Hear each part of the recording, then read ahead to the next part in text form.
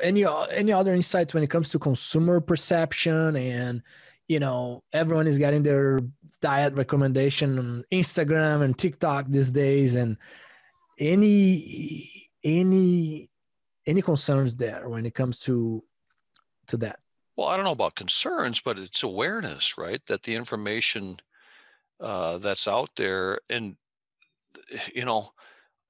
my grandchildren are being educated way different than I was educated or my children were educated, right? We're in a constant battle every day when they come home from school of what they were taught to what they're going to learn on TikTok or what they're going to learn on Twitter. And so parenting may be more important than anything, right? And not only how we teach our children and grandchildren, but also how we become consumers, right? And so we already see with the current administration that climate change and carbon credits will be a big thing for the next generation of pig farmers specifically. And so will the consumer demand a carbon neutral pig? Probably. And I honestly, I'd be bold enough to think that's probably attainable and probably the right thing to do, right?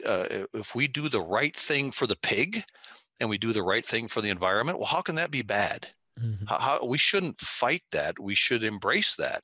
And when it comes to carbon neutrality with the pig, it all comes down to the corn. And this as a nutritionist, it comes down to how that corn was raised and how those soybeans or the protein source was raised. And that comes down to the tillage practices. And, grandpa farmed with horses, right? So the future, my next generation on our family farm, right? I can apply that right down to our level was, let's think about those tillage practices. Let's think about how that impacts, how they're going to take their land.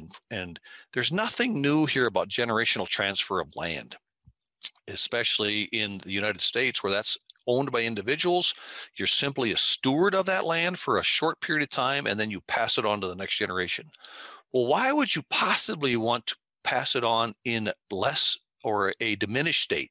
If I'm going to pass on a new pickup or a truck, I'm not going to have the fender dented, or I'm not going to have the seats. No, I'm going to pass it on all shiny and in good working condition so the next generation can do even better than I did with it.